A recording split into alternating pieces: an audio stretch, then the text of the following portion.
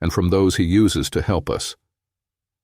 We all face challenges in life, whether they stem from personal trials, misunderstandings, health struggles, or external pressures. During such times, it is natural to cry out to God, pleading for His support and guidance. This is exactly what we see in the Psalms of David, particularly in Psalms 140 through 143. David didn't just beg for divine intervention. He willingly embraced the counsel and instruction necessary to align himself with God's will. A key lesson we learn from David appears in Psalm 141, verse 5, which states, "Should the righteous one strike me, it would be an act of loyal love. Should he reprove me, it would be like oil on my head, which my head would never refuse. My prayer will continue even during their calamities." From these words we see that David actually welcomes correction from those faithfully serving God. He views even strong reproof as a loving act. If we truly want Jehovah's help, we must also be ready to accept advice or counsel, even if it feels uncomfortable at first. David's example teaches us that humble acceptance of counsel is a vital step in acting in harmony with our requests for God's intervention. Why is being willing to accept advice or counsel so crucial? Because counsel is often an expression of God's love. When Jehovah counsels us, whether through His Word, a Bible-based publication, or a mature fellow believer, He is extending His care in a personal way. Proverbs 4:20-22 indicates that giving heed to God's direction leads to spiritual and emotional well-being.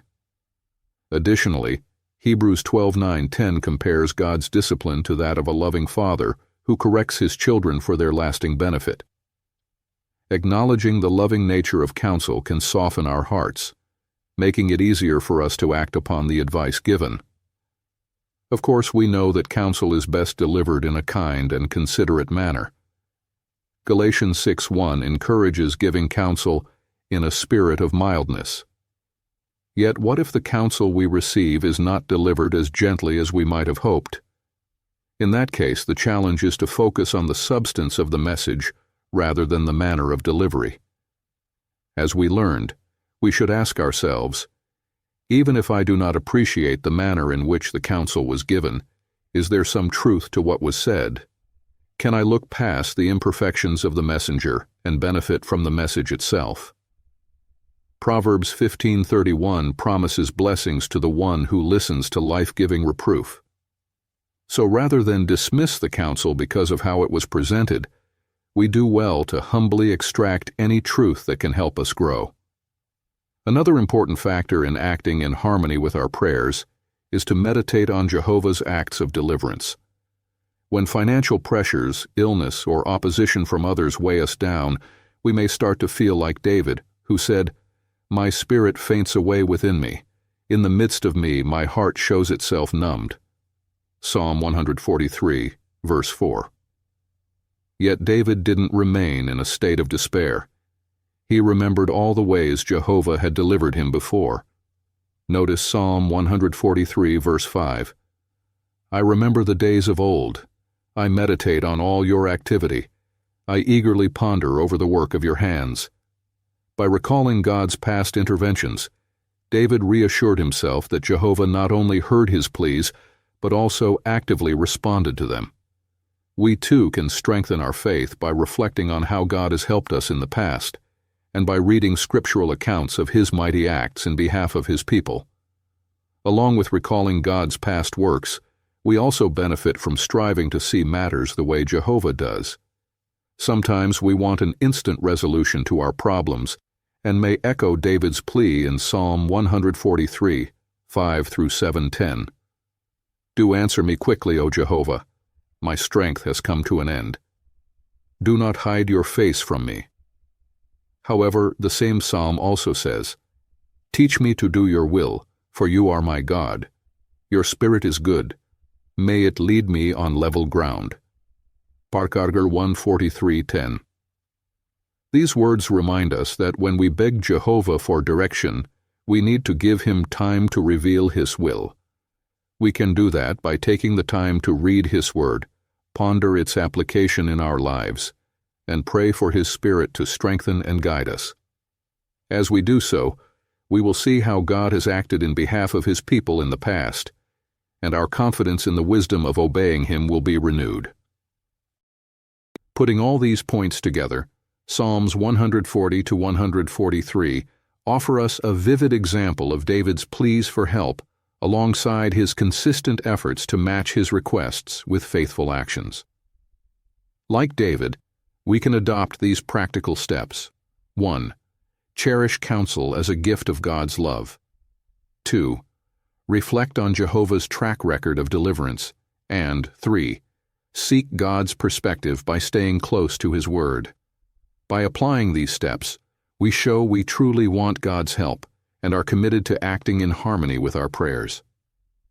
May we all find comfort and direction as we follow David's example, welcoming counsel, relying on God's past deliverances, and praying for the discernment and courage to walk on level ground. Welcome, brothers, to Spiritual Gems for this week, January 27th to February 2nd, 2025. We begin with the first question.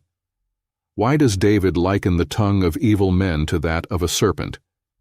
David likens the tongue of evil men to that of a serpent because just as the venom of a snake can poison and potentially kill a person, malicious speech, such as slander, lies, and harmful criticism, can deeply harm a person's reputation or spiritual well-being. In Psalm 140 verse 3, he highlights how these hurtful words act like venom behind the lips, emphasizing the deadly effect that slanderous or deceitful speech can have on others. The comparison underscores the powerful and destructive influence of speech when it is misused. Next question. What spiritual gems from this week's Bible reading would you like to share?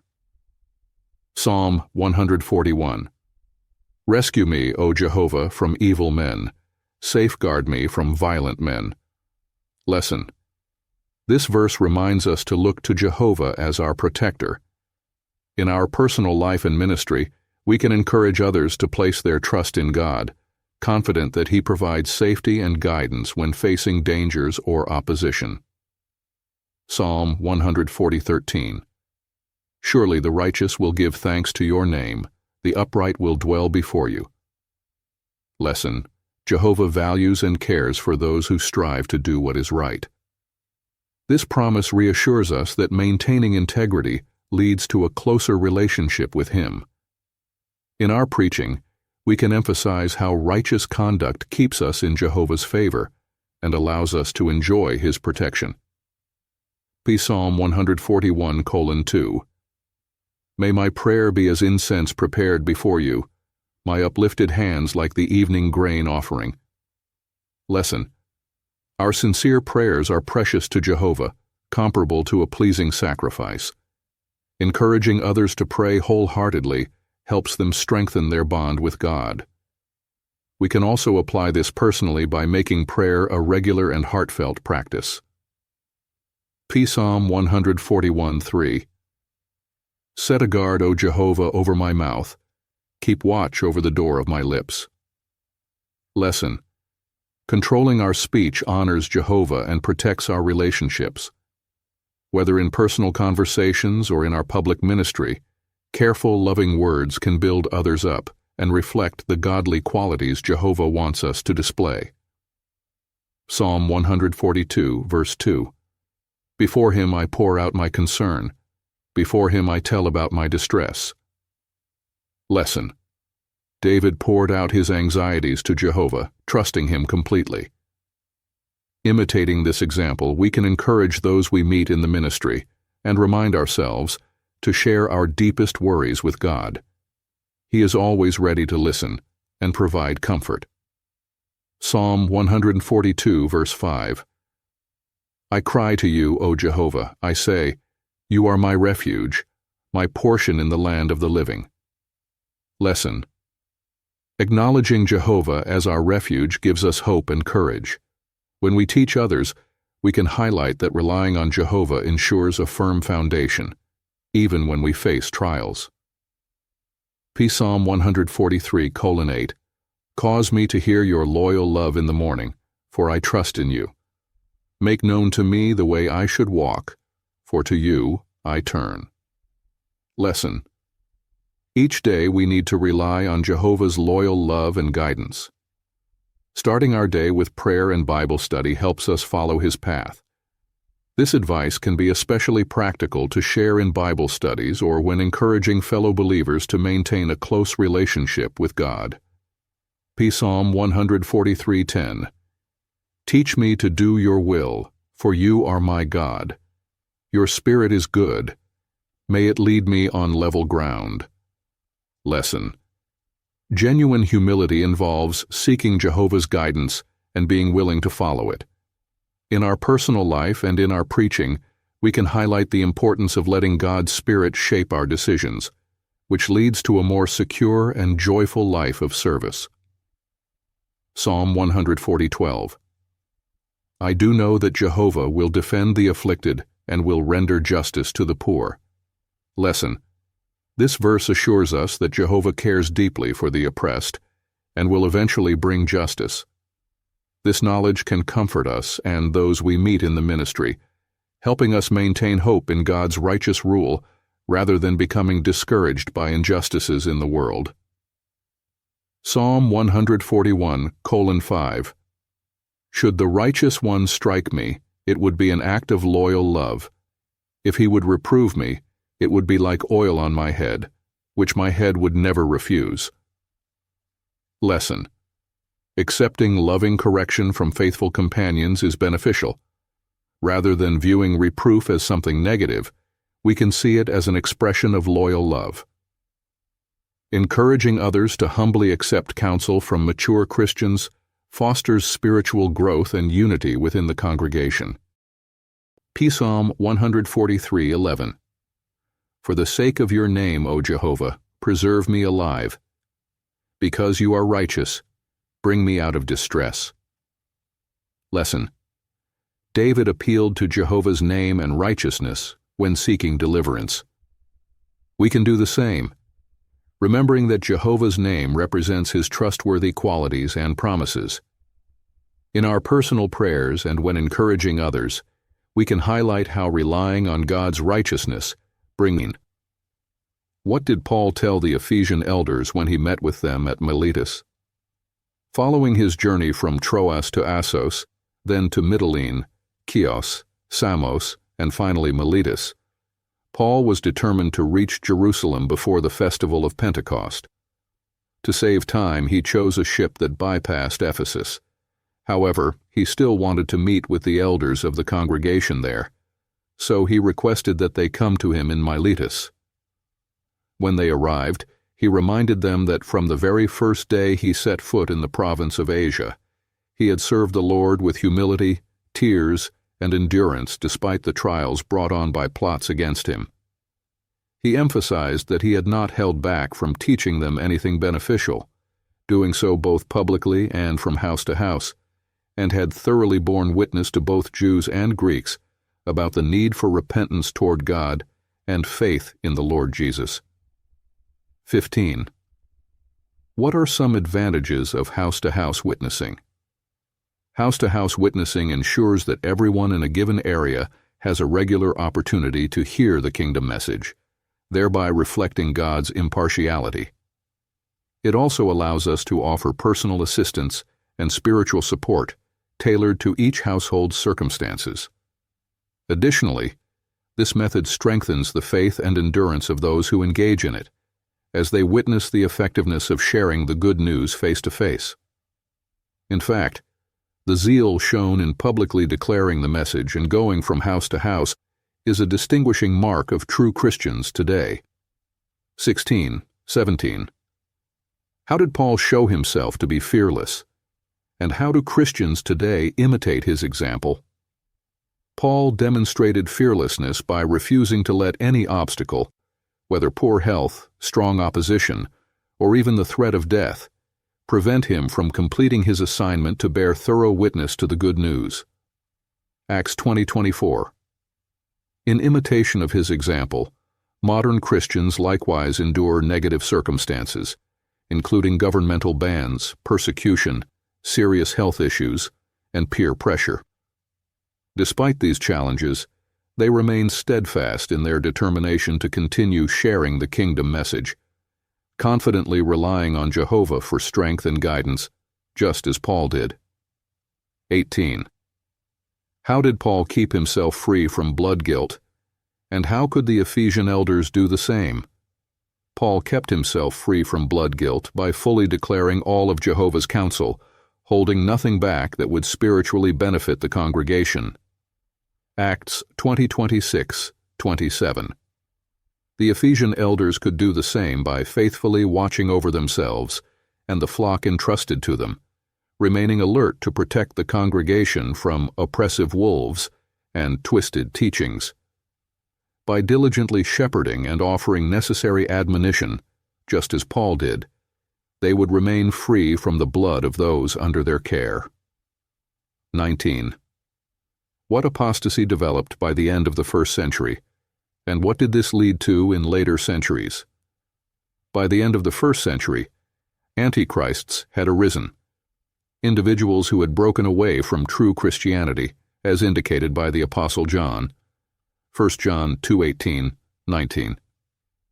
This apostasy paved the way for the development of a clergy class in Christendom by the 3rd century.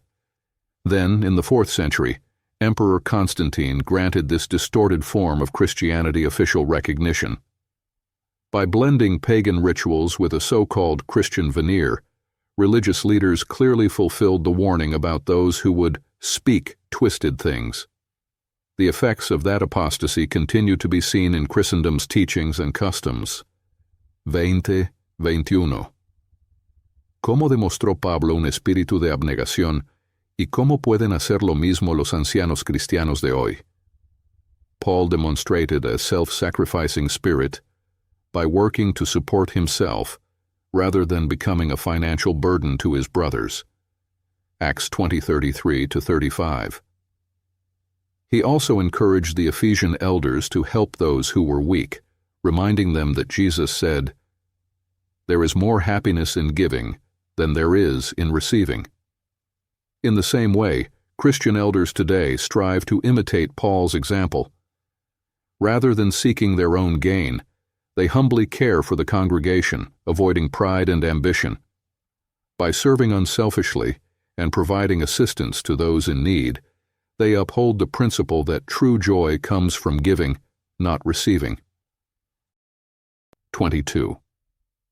What endeared Paul to the elders of Ephesus? Paul's genuine love for his brothers endeared him to the elders of Ephesus. His unselfish dedication to their well-being, as well as his willingness to endure trials and difficulties on their behalf, touched their hearts deeply. When it was time for him to depart, their emotional reaction, tears, embraces, and affectionate kisses, expressed their profound appreciation for the sacrifices Paul had made for them and the congregation. His sincere love and concern made him deeply cherished among them. Paul's genuine love and self-sacrificing spirit endeared him to the elders of Ephesus. He tirelessly worked in behalf of his brothers, never seeking personal gain, and treated them with deep concern and affection. When he departed, they wept and embraced him, showing how much they appreciated and cherished his loving care.